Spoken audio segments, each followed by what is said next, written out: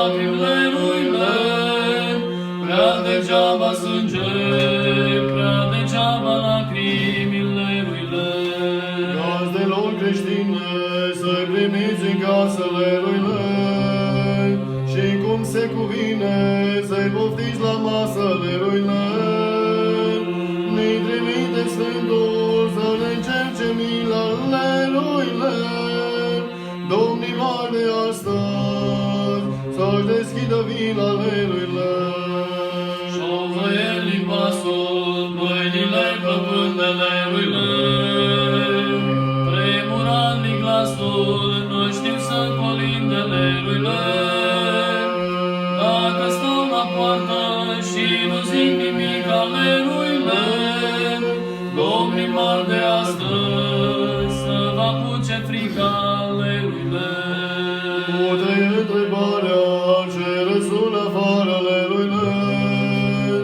Au murit degeaba ce-ați făcut din țară ale lui lor.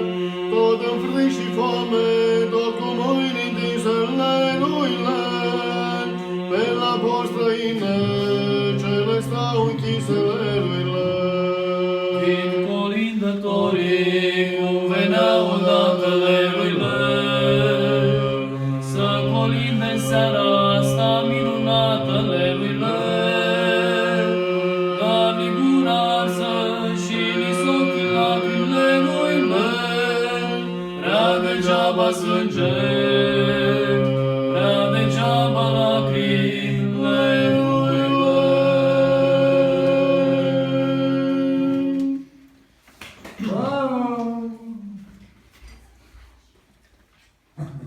Oaspeți cu azur în gene și zăpadă pe opi, se-i vină la fereastră cu colinde și tirii.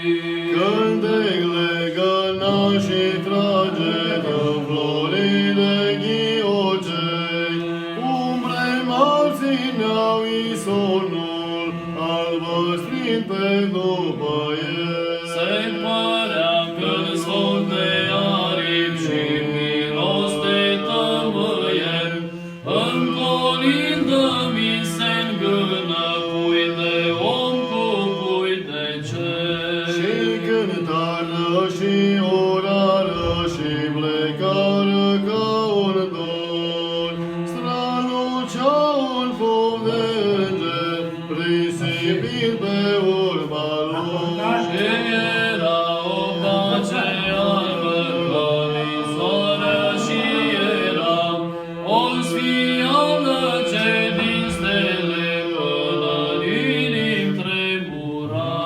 Magile pădară grija astăzi loviți în ajun, porumbei nu visează până de uliu capcaun. Și să vozi și tu lăiță, mai lărmuie sete, voi rume că cu botul e slave la Betleem. Fămite numai ureche ca să aud